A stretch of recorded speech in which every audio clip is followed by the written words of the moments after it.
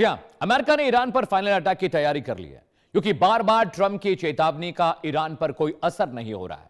नचीस्तन America ने अब ठान लिया है वो अब ईरान को मिट्टी में मिलाकर ही दम लेगा। हालांकि ईरान भी लंबी जंग और पलटवार के लिए हुंकार भर रहा है। ऐसे में अगले कुछ दिन ईरान पर भारी पड़ने वाले हैं, क्योंकि अमेरिका ने ईरान के लिए कई रणनीतिक विकल्प तैयार किए हैं। ईरान परमाणु और मिसाइल क्षमता से समझौता करने को तैयार नहीं है। ट्रंप फिलहाल दबाव बनाकर समाधान निकालने की कोशिश कर रहे हैं, लेकिन ताजा हालातों को देखकर ऐसा नहीं लगता कि मिडिल ईस्ट में हालात इतनी जल्दी सुधरने वाले हैं। तो क्या मिडिल ईस्ट में अब हाहाकार मचने वाला है? क्या अमेरिका इस पर भीषण हमला करेगा या अभी भी शांति की कुछ गुंजाइश बाकी है? इन्हीं तमाम मुद्दों को लेकर हम खास मेहमानों के साथ चर्चा करने जा रहे हैं, लेकिन सबसे पहले आपको ग्राफिक के जरिए समझाने और बताने की कोशिश करते हैं कि पूरा मामला क्या है, ईरान में क्या कुछ चला। जी हां, ईरान पर फाइनल हमले के संकेत मिलने लगे हैं। अमेरिका तैयारी में जुटा हुआ है। कैसे, क्यों, वो ग्राफिक के जरिए समझिएगा।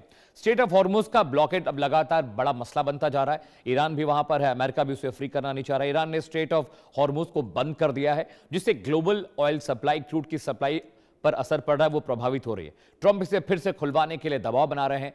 ईरान नहीं माना तो अमेरिका बड़ा हमला करेगा, यह बात अमेरिका ने कही है कि अगर ईरान ने स्ट्रेट ऑफ हॉर्मुज नहीं खोला तो बड़ा हमला होगा। ईरान का नया पीस प्रपोजल रिजेक्ट कर दिया है ट्रंप साहब ने। उन्होंने कहा कि इसमें कहीं भी न्यूक्लियर मसले का जिक्र नहीं है। ईरान ने हाल ही में डील का प्रस्ताव दिया था, ट्रंप ने इसे संतोषजनक नहीं बताया है। न्यूक्लियर प्रोग्राम रोकना भी मुख्य टारगेट था और जो प्रपोजल ईरान की तरफ से गया है उसमें न्यूक्लियर प्रोग्राम को लेकर, एनरिच्ड न्यूक्लियर प्रोग्राम को लेकर कोई जिक्र नहीं है, कोई बातचीत नहीं है और इसी वजह से इस प्रपोजल को रिजेक्ट कर दिया ट्रंप साहब ने। कौन कितना ताकतवर है, आइए आपको बताते हैं। ग्राफिक के जरिए समझिएगा। दोनों मुल्कों के रक्षा बजट की तुलना करेंगे, दोनों मुल्कों के हथियारों की, उनके सैनिकों की, उनके वॉर इक्विपमेंट की तुलना करने जा रहे हैं। अमेरिका का जो रक्षा बजट है वो करीब 820 बिलियन डॉलर का, ईरान का बहुत कम 30 से 40 अरब डॉलर, कोई तुलना ही नहीं है। अमेरिका के पास 13,28,000 एक्टिव सैनिक हैं, इनके पास 6,10,000 हैं। अमेरिका और ईरान की शक्ति की तुलना हम कर रहे हैं। अमेरिका के पास 8 लाख रिजर्व सैनिक है, ईरान के पास 3.5 लाख रिजर्व सैनिक हैं। इसके अलावा विमानों की संख्या करीब 13,209 है और इनके पास सिर्फ 500 से ज्यादा विमान है। फाइटर जेट की बात करें तो अमेरिका के पास 1854 फाइटर जेट है, इनके पास सिर्फ 40 है, जिसमें ज्यादातर जंग में खत्म हो चुके हैं। ट्रांसपोर्ट विमान अमेरिका के पास 900 से ज्यादा है, इनके पास सिर्फ 87 हैं, कोई तुलना ही नहीं है।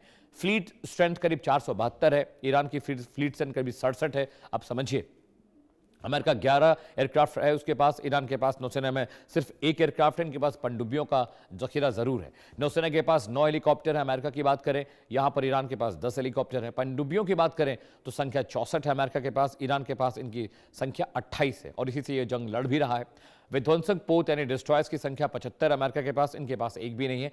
तो ये तुलना थी अमेरिका और ईरान के रक्षा बजट की, उनकी ताकत की, उनकी सामरिक ताकत की। और ईरान अमेरिका के सामने कहीं भी दर्शकों को नहीं ठहरता। बावजूद इसके ईरान ने इस जंग को इतना लंबा खींचा। अब ये खबरें आ रही है कि अमेरिका अब ईरान पर बड़े हमले की तैयारी कर रहा है। कमांडर भूषण धीमान मेरे साथ जुड़ रहे हैं, डिफेंस एक्सपर्ट है। सर, आपका बहुत बहुत स्वागत है। आप मुझे सुन पा रहे हैं? बिल्कुल सुन पा रहा हूं अमित जी।